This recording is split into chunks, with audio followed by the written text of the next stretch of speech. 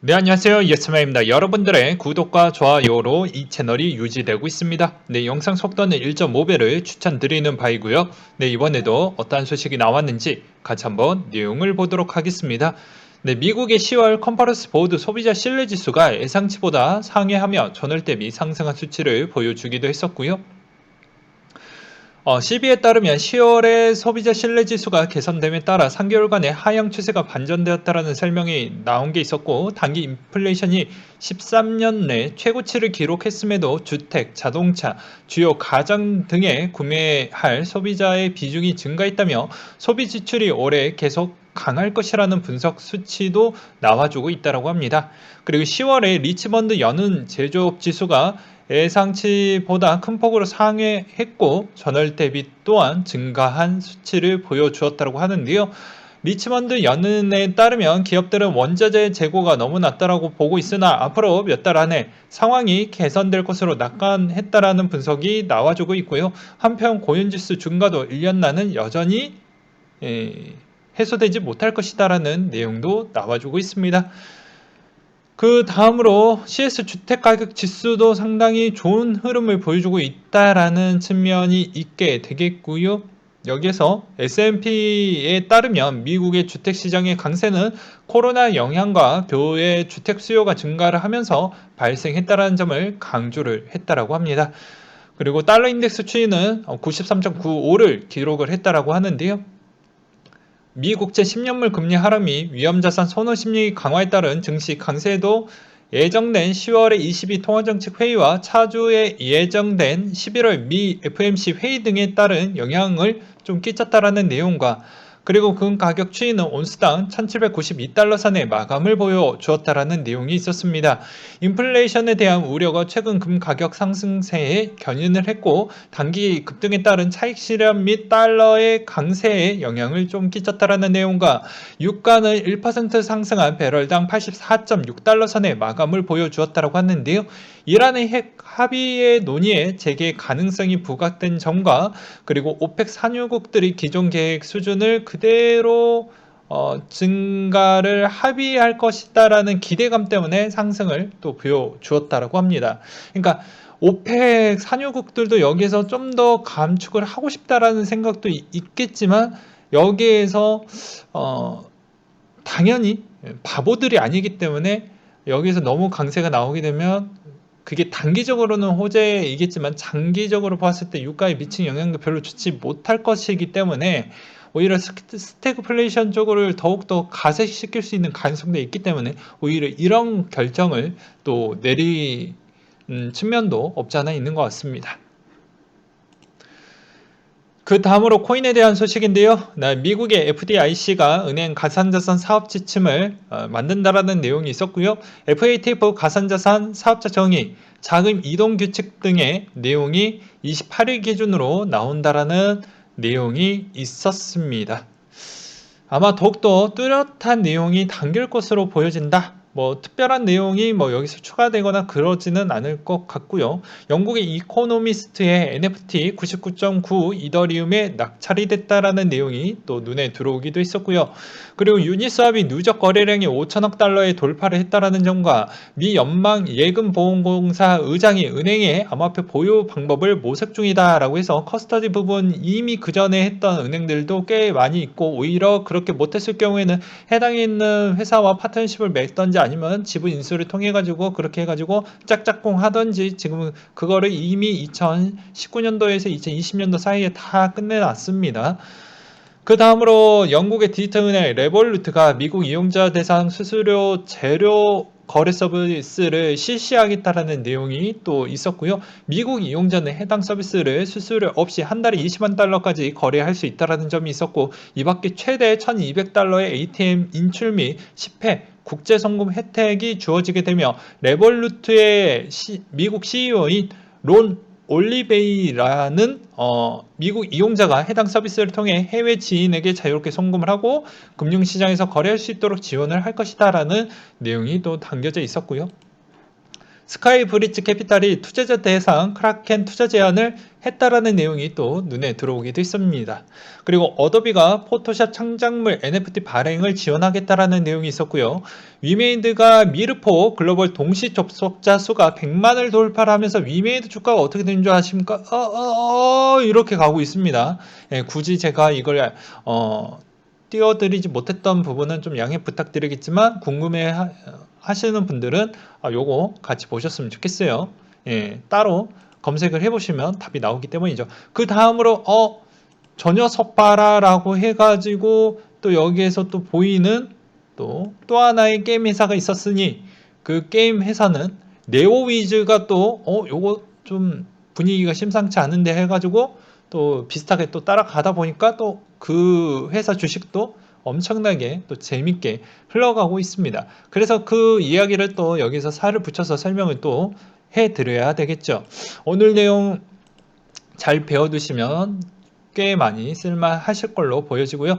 NFT 아이템 판매에서 현금화하는 부분을 예를 들어서 위믹스 부분에 대한 내용으로 그리고 미르, 위메이드 부분도 같이 참고하시면서 게임 회사의 방향성이 이렇게 흘러가게 될 것이다 라는 점을 좀 알려드리는 부분입니다.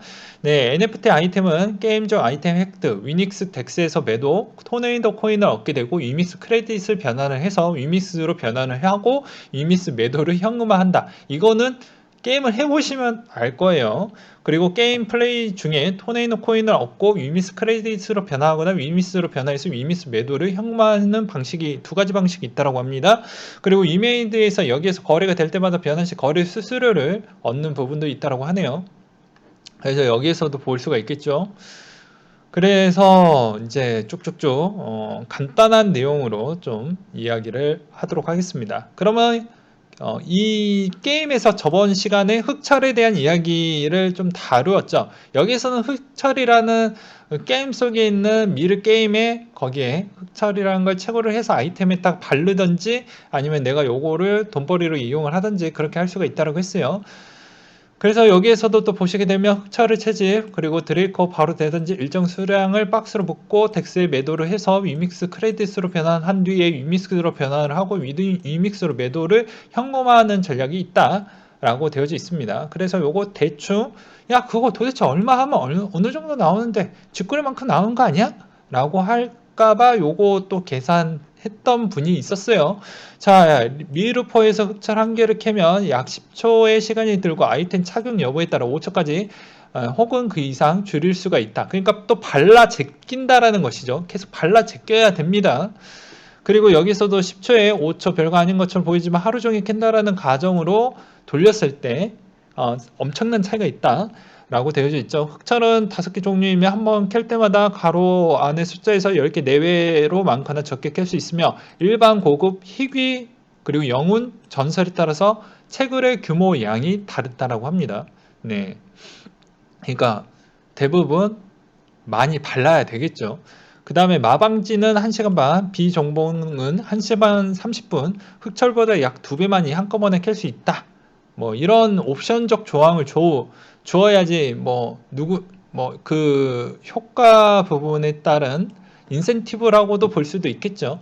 그래서 간단하게 얘기하면 1일 흑적 채집량은 80개 곱하기 8 그리고 1시간 그리고 하루 해서 90만 개 나오니까 1일 동안 그냥 대충 올려서 100만 개라고 치면 어떻게 되느냐 대략 보게 되면은 이제 여기에서 나올 수가 있는데 자 오른쪽 금화를 보면 알 수가 있는데 4천 금화에 11만 5천 원이다. 그래서 다양한 패키지로 금화를 풀고 있지만 흑창 대량 구매상을 과금러이므로 패키지를 금화화해서 본다라고 하면 현재 시세로는 하루에 최대치로 하면 대략적으로 한 만원에서 14,000원 언더 정도 된다. 그럼 한 달 동안 미친듯이 돌리면 대략 50만원 정도가 된다. 라고 했고 거기에 위믹스 또 요새 뭐 스테이킹이든 뭐든 뭐 여러 가지를 지금 뭐 만들어내고 있죠. 그러면 그 정도 선은 어느 정도 유지를 해주려고 하겠죠. 폭망하면 어떻게 된다? 당연히 여기에 있었을 때에 대한 내용하고 또 겹쳐져 있겠죠. 뭐 어떤 내용이겠습니까? 동시 접속자 수가 떨어지겠죠. 그래서 어떻게 해서든 그 가격을 방어하기 위한 특별한 장치를 계속 만들어낼 것으로 보여집니다. 그렇다고 해서 제가 이것을 추천해 드리는 게 아니고, 한 가지 게임이 이런 컨셉으로 잡아갔기 때문에 이런 방향성으로 앞으로 보면 되겠거니, 또는 굳이 이렇게 어렵게 보실 필요성이 없고 그냥 과거의 리니지 부분으로 그냥 대충 끼워 맞추기 형태로 그냥 그려보셔도 됩니다. 그냥 이런 개념적 차원으로 그냥 설명을 드리는 부분이었고요. 그리고 하나 더 단점은 무엇이냐면, 국내에서는 할 수 없고 VPN을 통해 가지고 할 수 있다라는 점. 왜 그러냐? 당연히 우리 학부모님들은 강력한 메시지를 하죠. 자기가 어렸을 때는 관대하지만 자기 자식한테는 절대 관대할 수가 없죠. 그게 부모의 마음입니다. 저도 이해는 되지만 너무 강력하게 하는 건 좀 바람직하지 못한다라고 하지만, 교육열이, 그리고 지금에 있는 이렇게 코로나 시국에 빈부격차 심한 시점에는 그 교육열이 더욱더 심해지겠죠. 중국도 마찬가지이고요. 그렇기 때문에 다 해외 쪽의 인파이다 라고 보시면 될 것 같고요. K뱅크의 베킹 앱이 먹던 업비트 코인 상장 때문이다 라는 내용이 나왔는데요. 뭐 여러가지 또 논란거리가 꽤 많이 나올 것으로 보여지고요. 이더 비콘체의 알테아 하드포크 활성화가 이야기가 나오고 있습니다. 여기서도 이더리움 2.0 메인 내 비트코인 첫 하드포크로 인센티브 페널티 조정을 주요 내용으로 한다라고 해서 활성화가 됐다라고 하는데, 이제 앞으로 이더리움의 가격이 어느 정도까지 영향을 미칠지 우리는 좀 보실 필요성이 있거니와, 그리고 꼭 지금 시점에서도 레이어 1이나 레이어 2 부분에 대한 측면에 대해서도 유심하게 좀 잘 체크를 하실 필요성은 있을 것 같고요. 계속 댓글로도 많이 남겨주시기도 하지만, 여러분들은 충분히 노력을 많이 해주셨습니다. 근데 이제 이 2월 공제가 얼마나 여러분들, 그리고 주변에 코인 하셨던 분들이 대략 잠재적인 유저가 870만 정도가 된다라고 하는데, 그분들이 나중에 다시 할 때 왜 세금 많이 떼냐라고 절대로 그런 이야기를 하지 않길 바라겠어요. 한번 조세는 개편되기 정말 힘들다라고 했어요. 앞으로 돈 많이 써야 되는 정부이기 때문입니다. 지금의 정부가 말고요, 앞으로 그 다음 정부에도 마찬가지라고 볼 수 있습니다. 그 이야기도 덧붙여서 설명을 드리도록 하겠습니다. 왜 그러냐? 자, 국세청이 코인거래소 컨설팅 예전대로 내년 가상화폐 과세하겠다라는 내용이 또 나왔습니다. 그래서 컨설팅 부분을 좀 해서 최대한 나는 욕을 덜 먹겠다라는 측면도 좀 깔아져 있는데, 어차피 이거는 그냥 컨설팅을 해서 이렇게 그냥 좋은말 할 것이지 최종 결정은 여기에서 하는 거예요. 네, 그런 이야기를 좀 드리고 싶었고요. 그 다음으로 코인 팔아 세금 내면 건보료가 오른다 라고 해서 총 세금은 30%라고 하는데요. 요 내용 요점만 한번 보도록 하겠습니다. 국민건강보험공단에 따르면 기타 소득 건강보험료 상전 대상에 포함이 된다라고 되어져 있었어요. 저도 처음 알았거든요.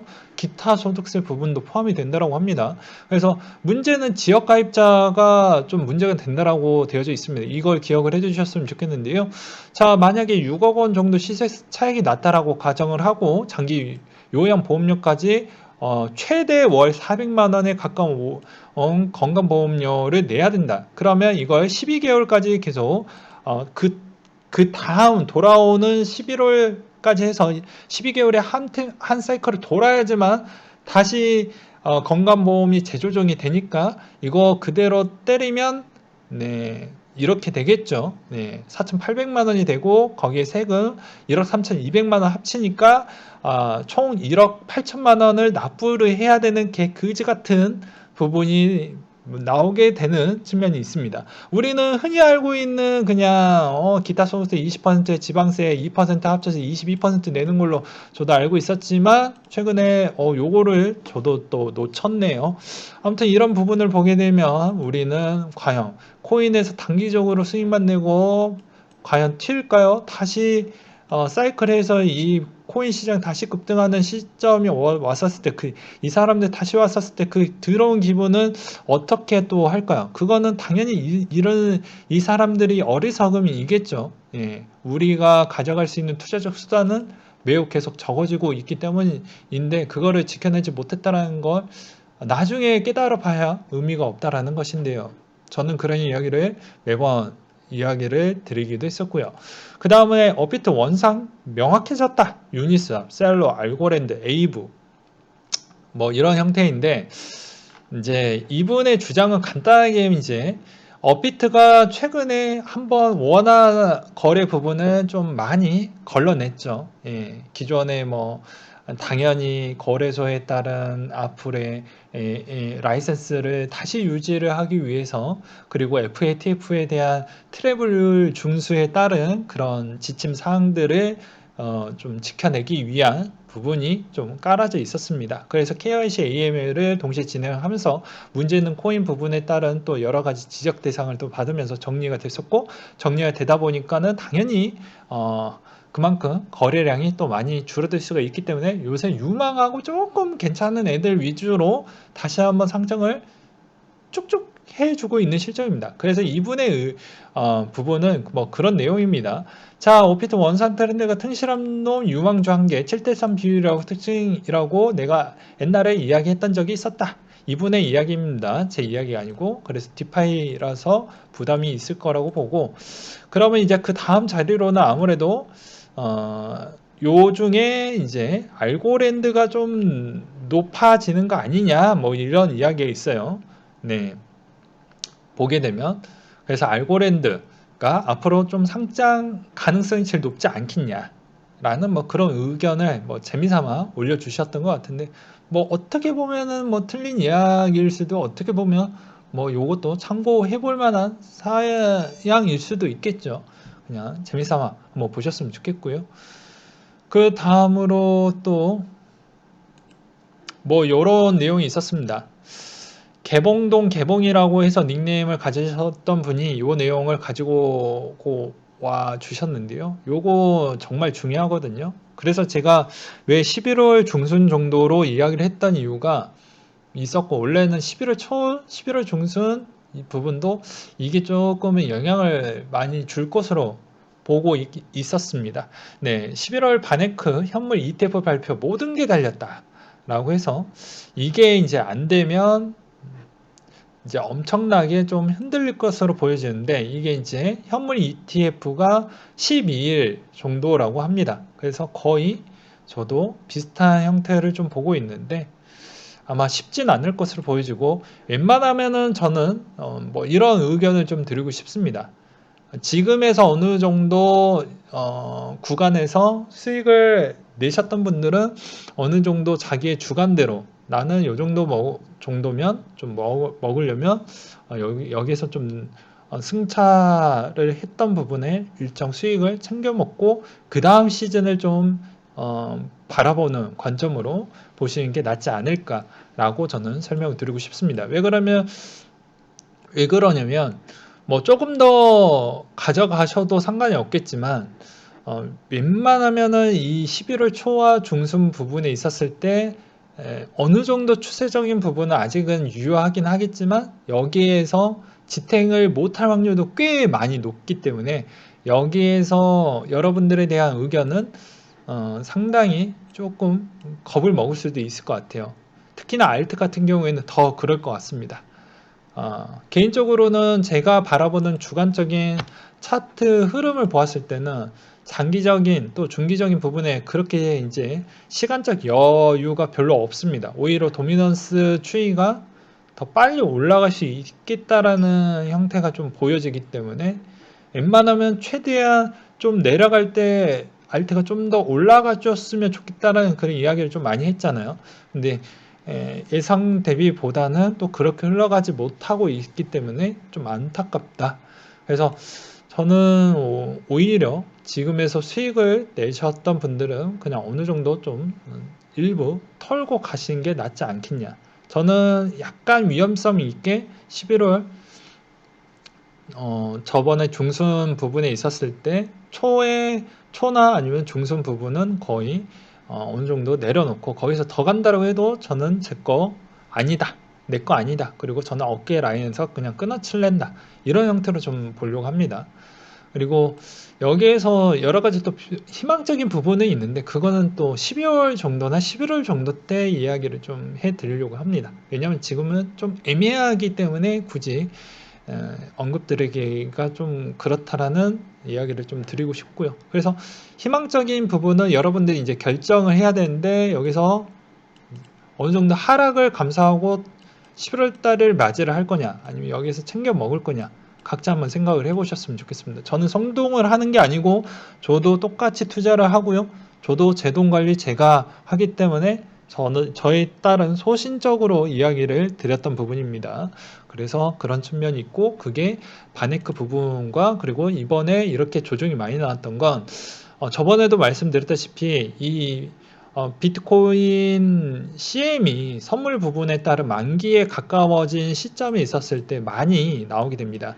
이것도 맨날 이야기를 했는데 자세히 기억을 해 주셨던 분들은 아마 기억을 하실 걸로 보여집니다. 기존에 민간거래소에서도 선물 오픈했었을 때 9주에 잠깐 올랐다가 9주 조금 지나고 나서 좀 조정이 많이 나와요. 이 조정의 패턴이 좀 짧게 나오면 상관없지만 길어지면 바로 죽어버립니다. 그러니까 이번 패턴에서 ETF가 몇 개나 많이 열렸습니까? 그리고 엄청난 거래량이 많이 나왔다라고 하죠. 당연히 만기 부분에 있었을 때에 따른 유동폭이 엄청나게 흔들렸었을 텐데 그게 별로 알트코인의 영향이 좀 부정적으로 영향을 끼쳤고 그리고 만기 시점에 못해도 5일 전 때부터 방향성이 서서히 나오게 됩니다. 그러하기 때문에 그 영향을 그대로 좀 받았다. 라고 보시면 될 것 같습니다. 저는 그렇게 좀 해석을 해 보았고요. 그래서 아마 웬만하면 여기서 야수 심장 아니면 좀 끊어치셔라. 그리고 너무 미련이 남는다. 어느 정도 50% 정도는 좀 정리를 하고 가는 게 맞지 않겠냐.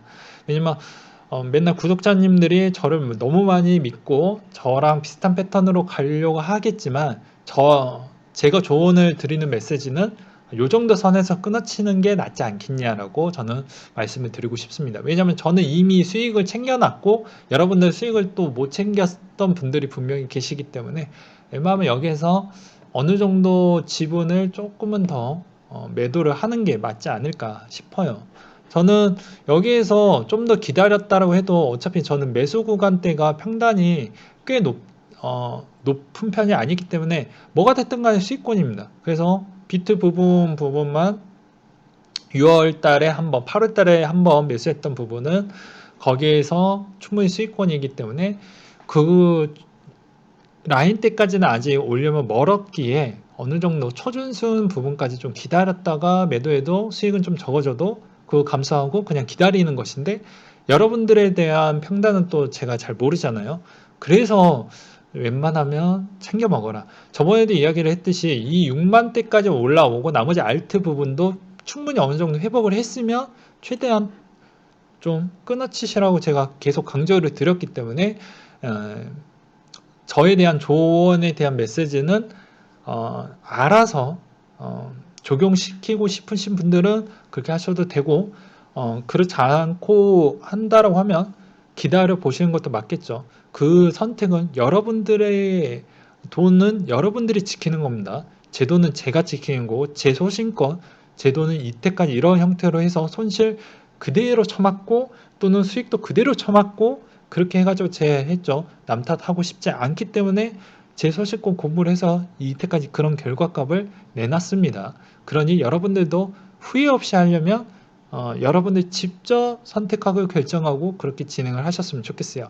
근데 웬만하면 구독자 여러분들 저와 비슷한 패턴을 가져가려고 하니까 저라면 웬만하면은 이 시점에 하고 싶지만 저의 상황은 이 정도의 여유를 갖고 있으니 이 시점에서 좀 결정을 하셨으면 좋겠다라는 이야기를 드리는 겁니다. 좀 말이 길어졌네요. 그 다음으로 JP모건이 블록체인 결제 플랫폼 파티오르 첫 선을 갖는다라는 점과 그리고 지난 1시간 동안 5억 달러 이상 청산이 됐다라는 내용이 또 나와 주었습니다. 예, 그래서 약간은 위태위태 거릴 수 있는 가능성이 좀 높거니와, 그리고 요새 이제 또 계속 많이 나오고 있는 내용 중에 하나가 요 내용을 좀 갖고 와봤습니다. 미국은 300만 명 자발적 조기 은퇴를 했다. 이제 무엇이냐면, 이번에 돈이 통화량이 많이 풀리면서 젊은 층들에 따른 부자가 많이 생겼다는 건 여러분들도 아시겠지만, 여기에서 무엇이냐면, 내가 이 코로나 걸려서 죽을 수도 있으니까 그냥 조기 은퇴하자라는 고령층에 대한 결정을 좀 마음 먹고 했다라는 것이죠. 왜 그러냐면, 해도 어차피 그거에 따른 지원 정책을 파격적으로 했기 때문에 이게 가능했던 것이죠. 네. 그래서 그렇게 해서 했던 분들이 있는데, 어차피 내년에 대한 포인트는, 왜 제가 좀 애매하다라고 이야기를 했잖아요. 그거를 좀 맛보기로 설명을 드린다고 하면, 미국의 앨런이 자꾸 주장하는 게 무엇입니까? 야, 12월 달로 밀어놨던 부분이 있었잖아요. 미국 부채 한도안 부분 때문에 그런 겁니다. 그래서 흐름만, 맛보기만 이야기를 드리면, 이 부채 한도가 찔끔 늘릴 거냐, 많이 늘릴 거냐, 이거에 따라서 또 달라지는데, 그래서 만약에 찔끔 늘리게 되면 부채 한도 부분에 따른 테이퍼링은 일찍 하되 금리 인상은 저 멀리 갈 수 있어요. 오히려 제 생각 대비보다는 더 일찍 못할 수가 있습니다. 왜 그러냐면, 그만큼 부채에 따른 한도의 이 무게감 때문이라도 빨리 금리 인상을 못할 확률이 꽤 높습니다. 네, 오히려 부채 상한 부분에 대한 그런 고민 때문에 좀 그러하다. 근데 제가 연준 의장 입장이라고 해도 미래를 예측하기가 너무 어려울 것 같아요. 왜냐면 인플레가 걸리는데, 이 인플레가 지금 상황이 예측하기가 너무 어려운, 진짜 이거는 거의 신들린 기법을 써야 지금 거의 맞출 수 있는 형태이거든요. 왜냐하면 백신을 풀어야지만 신흥국 자원을 풍요롭게 갖고 있는 국가가 어느 정도 그게 안착화되는 과정까지 기다리려면 좀 시간이 좀 필요하다라는 측면이 좀 있고, 그렇다고 해서 이 물가가 어느 정도 잡히려고 하면은 당연히 중국이 어느 정도 여러 가지에 따른 뭐 약간의 국가적 입장으로 봤을 때 마진율이 어느 정도 좀 올라와야 되는데, 야, 원자재는 이만큼 올라왔고, 그리고 인건비도 이만큼 올라왔는데 마진율이 별로 안 남으니까 굳이 내가 그렇게까지 또 가져갈 필요성이 있냐. 그리고 하나 더 던졌죠. 탄소 색깔 여기다 덕지 하나 또 붙여놨죠. 네, 에너지 가격도 생각보다 비싸죠. 근데 남는 게 별로 없는 거예요. 그냥 어떻게 보면 육체적 노동이 거의 갈려서 주는 격이죠. 그러다 보니까 그냥 재정비나 한번 하자라는 형태로 좀 가져갔던 것도, 오히려 이게 인플레 영향에 어떤 영향을 끼칠지는 모르겠지만 별로 좋진 못할 것 같다라는 또 생각도 들기도 하고요. 그래서 이 방향성이 어떻게 되느냐에 따라서도 또 달라질 수가 있습니다. 그러면서 또 한국의 요새 대출 엄청난 영향이 빅 이슈로 흘러가고 있죠. 여기서도 보시다시피 내년 1월부터 대출 2억 넘으면 DSR 다 갖다 때리겠다. 그냥 간단하게 얘기하면, 네가 신용대출을 받든 뭘 하든 그냥 통합해서 DSR 부분으로 해가지고 한 방에 다 토탈을 해서 네가 대출 받았던 거 통합해가지고 그 한계치 연봉만큼 소득 대비로만 후려치겠다. 단 전세대출 제외에 생계형 대출 제외를 하겠다고 하지만, 이게 이제 상황에 따라서 달라집니다. 금리 인상 속도가 빨라지면 더 옥죄겠죠. 근데 그럴 수밖에 없는 이유가, 여기에서 국가 부채가 거의 요 정도까지 나왔습니다. GDP 대비 첫 추월이 됐기 때문에 야, 외국인 좀 튀자. 왜 굳이 여기 있냐? 차라리 그냥 다시 미국 정도 금리 인상 올리면 미국 쪽에다 다시 투자해도 충분히 배당 괜찮은 거 많고, 그렇게 하는데 왜 여기 신흥국에다 투자하냐? 라고 볼 수가 있겠죠. 간단히 이야기를 하면. 그리고 또 하나에 대한 측면이 하나가 더 있습니다. 왜 그러냐면, 이제 조만간에 뭐가 있냐면, 쭉쭉 내려서 보게 되면, 없네. 보게 되면 그런 것도 있어요. 이제 갈수록 고령화가 되다 보니까 여기 있네요. 고령화가 되다 보니까 어딨냐? 네, 여기 있네요. 좀 크게 보겠습니다. 고령화가 되다 보니까 이 고령화 추이 너무 작네. 고령화 추이 부분에 따른 형태가 2025년도 때부터 엄청나게 비교로 커지거든요. 그러면 당연히 국가는 지출 부분이 월등하게 커지게 됩니다. 그러면 당연히 해당에 있는 가계부채가 너무 많이 크게 되면 어차피 전체 토탈 부분에 따른 국가의 신용 등급으로만 보았을 때는 덩어리가 커 보이기 때문에 부정적으로 영향을 끼치게 됨으로써 외국인이 투자 부분을 기피를 하고 다른 국가들, 특히 옆 동네 중국에다가 투자하려고 하는 게 훨씬 더 매력적이다라고 볼 수가 있겠죠. 그렇기 때문에 오히려 그 측면을 조금 더 낮추기 위한 전략으로 좀 보여지기도 하고, 또는 이번에 국민이 갖고 있는 그 신용도 측면도 어떻게 보면은 좀 신뢰하지 못하는 측면도 없지 않아 있는 것 같습니다. 왜 그러냐면 뭐 자영업 부분이나 이런 부분에 따른 회생 가능성, 아니면 이게 빚이 실제적으로 회생이 불가능한 측면을 어디까지 예측이 불가능한 측면까지도 감내해야 되는데 그게 좀 어려우니까 이번에 대출 방안책 내용도 빠져나갈 부분을 되게 많이 만들어 놨습니다. 뭐 예를 들어 가지고 보게 되면 기존의 대출을 받았는데 그 대출적인 측면을 이것을 뭐 연장 부분에 따른 이야기를 되게 애매모호하게 해놨거든요. 그래서 그 연장에 따른 의미의 해석에 따라서 이게 다르게 또 해석이 되기 때문에 상당히 좀 애매하다. 그래서 뭐 이런 국가적 입장으로 봤을 때 이런 애로사항이 있다라는 것 정도만 좀 보셨으면 좋겠고요. 그래서 이거는 미국도 마찬가지입니다. 미국도 초고령화 사회로 넘어가고 있기 때문에 생각보다 돈 써야 되는 포인트가 또 많기 때문에, 그래서 제가 저 포인트가 내년의 포인트로 인해서 금리 인상 속도가 더 빨라질 것이냐, 그러지 못할 것이냐, 그러면 국가의 부채 부분에 상향 조정안을 어느 정도 선으로 가질 것이냐, 아닐 것이냐, 이게 좀 애매하기 때문에 그냥 맛보기 형태로 이야기를 드렸던 포인트고요. 이게 이제 뭐 그런 거 없이 그냥 순탄하게 간다라고 하면 뭐 그냥 그거 되는 거죠. 내년엔 그냥 한 번은 금리 인상 할 수도 있습니다. 아무튼 그 한 번이 빨리 하냐 늦게 하냐에 따라서 좀 더 나머지 투자 자산 시장에 영향을 끼칠 수가 있겠지만 되게 애매모호한 게 이 인플레가 생각보다 빠르게 식진 않을 것 같거든요. 그래서 어찌저찌 됐든 간에 한 번은 일찍 할 것 같은데 그게 요 부채에 따른 영향에 상당히 고민이 많이 될 것 같다 라는 주장이고요. 여러분들도 좀 제가 드렸던 거시적인 시황과 그 다음에 저에 대한 이런 추세적 관점을 다 설명을 드렸습니다. 제 욕하시면 안 됩니다. 모든 돈은 본인이 관리하는 것이고 본인이 결정하는 것이기 때문에 이런 내용을 다 취합을 하고 또 다른 내용도 다 들어보신 뒤에 지혜롭게 베팅을 하셨으면 좋겠습니다. 아무튼 저는 뭐 여기서 더 올라간다라고 해도 어차피 이야기를 했죠. 어떤 구독자님이나 어떤 분들은 야 여기서 더 갔잖아 라고 해서 비난을 많이 하셔도 상관이 없습니다. 저는 그렇게 위험하게 가져가는 형태는 별로 이제는 좋아하지 않기 때문이죠. 왜냐면 여기에 지뢰밭이, 숨겨진 지뢰밭이 너무 많아요.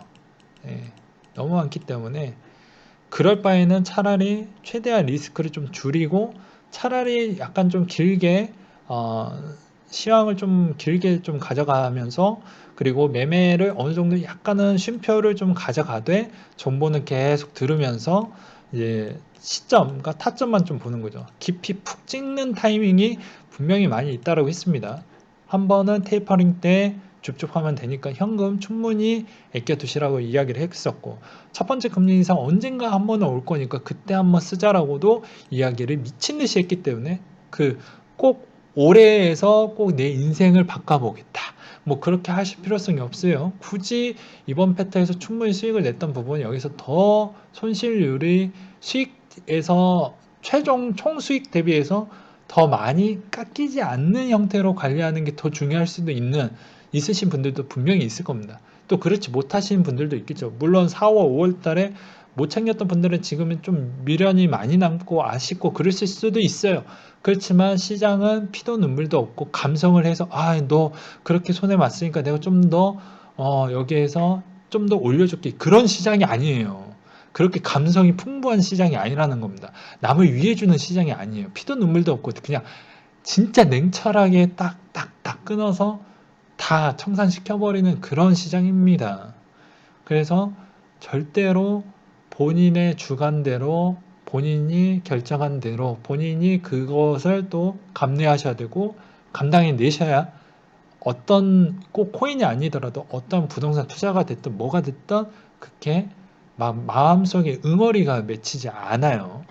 네, 다시 한번 말씀을 드리지만 그래서 저도 제가 왜 이렇게 많은 공부를 하는 이유가 물론 이 영상에서는 다 노출이 되진 않지만 많은 공부를 하고 그렇게 미리미리 알려드리고 싶은 그런 내용들도 있지만 그 시점과 그 타이밍에 맞춰가지고 영상에 맞춰서 이야기를 들으려고 하는 이유도 다 그런 게 있는 겁니다. 그래서 그런 측면을 좀 잘 보시면서 시장을 좀 보셨으면 좋겠어요. 그리고 이런 게 좀 누적이 계속 되다 보면 이번 시즌에는 좀 아쉬웠지만 그게 계속 내공이 쌓이면 분명히 여러분들도 조금씩 실력이 좋아지실 겁니다. 그러니까 당장 첫 수율에 배부르지 뭐 않잖아요. 그러니 좀 더 마음을 좀 다잡고 그런 형태로 다시 한번 어, 나에 대한 이런 투자의 마인드를 다시 다듬고 그렇게 좀 가져가시는 게 낫지 않을까 싶네요. 아무튼 저의 결론은 다 드렸습니다. 이제 판단은 여러분들의 몫이기 때문에 뭐 각자 잘 극복해 나가셨으면 좋겠네요. 네, 이상으로 마치도록 하겠습니다.